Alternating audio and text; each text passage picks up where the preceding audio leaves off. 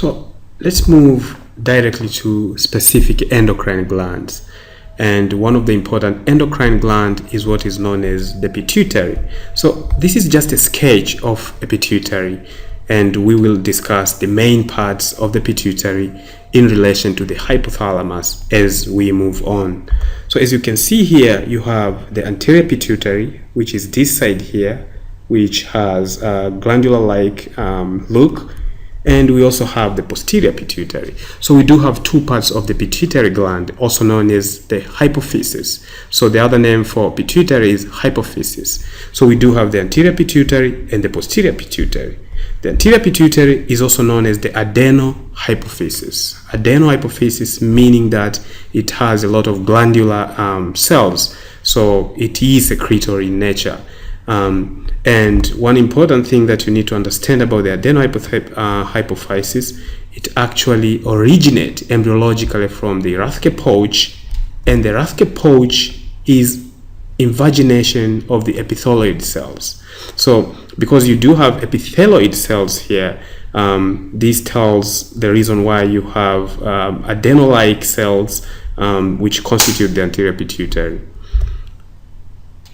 Making it different from the posterior pituitary, which is also known as neurohypophysis. So from the name, you can see that it has a lot to do with the neurons, and it actually originates embryologically from neurotissue, and that's why the cells that makes up the posterior pituitary are actually glial cells. So they are neuron-like cells. And you will see later that there is a very close association between the neurons and the posterior pituitary when it comes to the hormones that are being secreted from the posterior pituitary. This is something that we'll discuss later. But for now, we already know that we have the anterior pituitary and the posterior pituitary, and these two parts of the pituitary glands have different embryologic origins. That's a point to note. So there's a very close association between the pituitary and the hypothalamus. So as you can see, the hypothalamus or the pituitary is actually a continuation of the hypothalamus. And you do have the pituitary stalk or the hypophyseal stalk that joins the two. It joins the hypothalamus and the pituitary. And you have the pars intermedia, which is actually a dividing part between the anterior pituitary and the posterior pituitary. So these are the important structures or important parts when we discuss the anterior pituitary hormones. A very close association with the hypothalamus, different origin of the posterior pituitary cells compared to those of the anterior pituitary, and you have the hypophyseal stalk joining the hypothalamus and the pituitary. So the anterior pituitary secretes, or it actually produces, it secretes 6 important peptide hormones that we are going to see later. We have seen a lot of these, we have discussed them before. And within the posterior pituitary, you have 2 important peptide hormones being secreted, but you need to note that these hormones are not being synthesized in the posterior pituitary. They are actually synthesized in the hypothalamus. So this is one point you need to note, and we will discuss later. And this is where you have what is called neuroendocrine, because they are synthesized in the hypothalamus and then transported in the axon and then secreted within the posterior pituitary. So we'll discuss details of this later. So again, we have the pituitary, the anterior pituitary. The anterior pituitary is made up of different cell types. We have somatotropes, and these are the cells that produce human growth hormone. Another population of cells is what is known as corticotrophs, and these produce adenocorticotrophic hormone. We have another population of cells known as thyrotropes.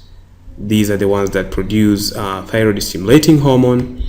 And we have gonadotropes producing follicle-stimulating hormone and luteinizing hormone. And we have lactotropes producing prolactin hormone. So you have these population of cells.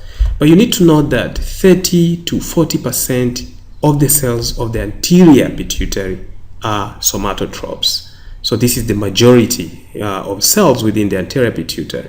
And you do have about 20% corticotropes. And the remaining thyrotropes, gonadotropes, and lactotropes occupy around 5% each. So we can see that what we're trying to mention here is majority of cells within the anterior pituitary are growth hormone producing somatotropes. Another point to note is when you stain somatotropes, they actually stain with acidophilic dyes. And for that reason, somatotropes are known as acidophils because they stain with acidophilic dyes. And this is important because when you have tumors that produce growth hormones, sometimes are referred to as acidophilic tumors. So you should not be surprised when you see growth hormone secreting tumors being referred as acidophilic tumors simply because somatotropes stain with acid dyes and they are known as acidophils for that reason. So when we move to the posterior pituitary, as I said, one big point that you need to remember about the posterior pituitary is posterior pituitary hormones are synthesized in the hypothalamus. So they're actually released from the posterior pituitary. They're actually secreted in the posterior pituitary, but they are not synthesized they are actually released in the posterior pituitary, but they are not synthesized in the posterior pituitary.